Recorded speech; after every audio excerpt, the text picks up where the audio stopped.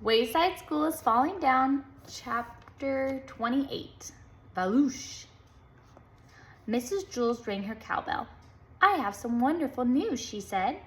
The children stopped what they were doing and looked up.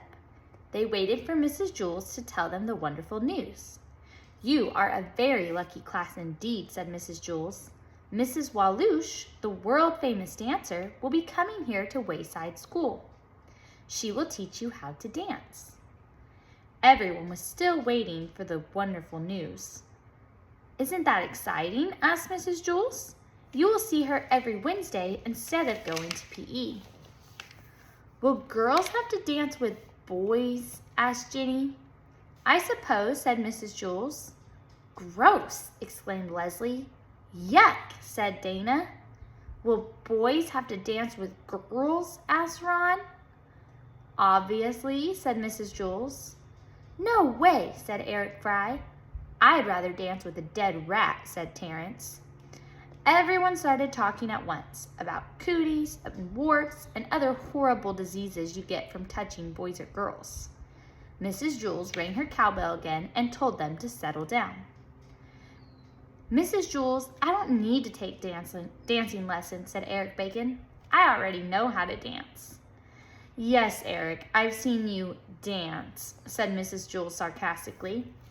Eric Bacon was a great break dancer, but breakdancing was no longer allowed at Wayside School. That was because every time Eric danced, he broke something.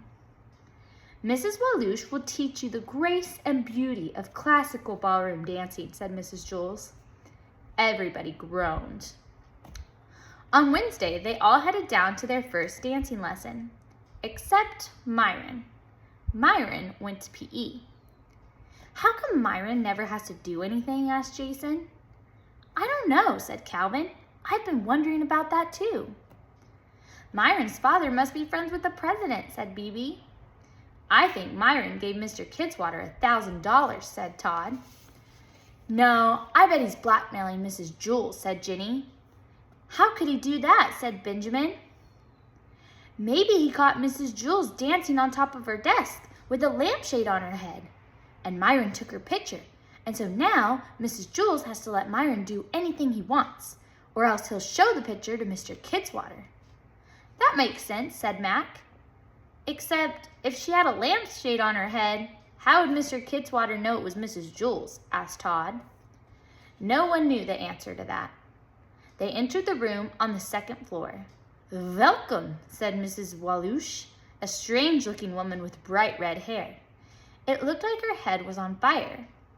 "My name is Miss Walouche. It's so wonderful to be here at Wayside Schools."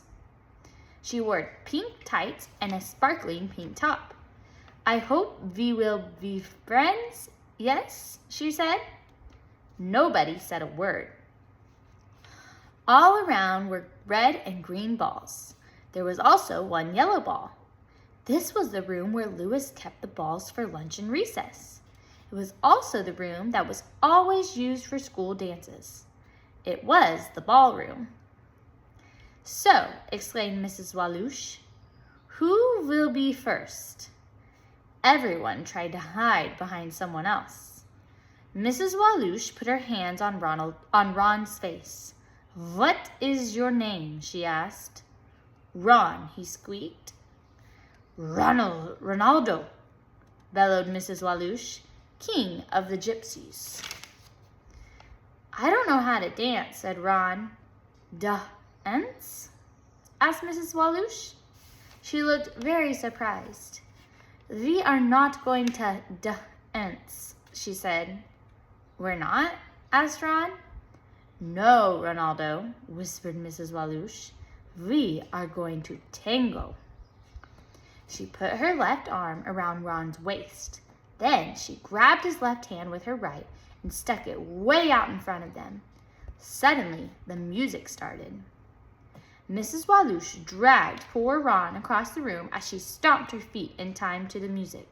Dump, dump, dump, dump, dump, da dump, dump, dump, dump, dump, dump, dump, dump, dump, dump. "Hey!" When she yelled, "Hey!" She threw Ron up in the air and clapped her hands. Ron turned into a somersault in midair. Then Mrs. Walouche caught him. They tangoed back to where they started. Ron's eyes were spinning in opposite directions. "Hey, that looked like fun," said Marcia. "Do me." "Very well," said Mrs. Walouche. She grabbed Marcia and tangoed with her across the room. Dump, dump, dump, dump, dump, da-da-da, dump, dump, dump, dump, dump, dump, dump, dump, dump, dump. "Hey!" She threw Marcia up in the air and clapped her hands. Marcia turned a double somersault before Mrs. Walouche caught her. They tangoed back to the front. "My turn," said Terence. Mrs. Walouche tangled with Terence. The other kids stamped their feet along with Mrs. Walouche. They all yelled, "Hey!" at the same time and clapped their hands. One by one, Mrs. Walouche tangoed with every kid in class. The other kids danced with each other. Boys danced with girls, and girls danced with boys. They didn't care. Paul danced with Leslie. Dana danced with John. Terence danced with Rondi. Allison danced with Jason. DJ danced with Kathy. Todd danced with Joy. "Hey!" they all shouted together. Of course, they weren't strong enough to throw each other up in the air. Instead, they tried to trip each other and throw each other to the ground. "Hey!" Even Kathy was having fun. "Hey!" she shouted as she kicked DJ in the rear end. They also threw the balls at each other. "Hey!" Mrs. Walouche began to get tired. Sometimes she didn't catch the children after she tossed them in the air. Dee Dee crashed to the floor. "Wow," she said, "this is more fun than murder the man with the ball, hey?" As the music stopped, dump, dump, dump, dump, dump, dump, dump, dump, dump, and everyone shouted, "Hey!" one last time. Mrs. Walouche clapped her hands. "Wonderful!" she exclaimed. "Fantastic!" They all staggered out of the ballroom, cut up, bruised, and bleeding. "Next week, we waltz," Mrs. Walouche called after them. "So, how did everybody like dancing?" asked Mrs. Jules when they returned. "Dance?" asked Ronaldo, king of the gypsies. "We didn't dance." "You didn't?" asked Mrs. Jules. "No," said Ronaldo. "We tangoed." Everyone cheered. "It was wonderful," exclaimed Kathy. "Fantastic," said Terence. Myron was sorry he had missed it. "I can't wait till next Wednesday," said Todd. The end.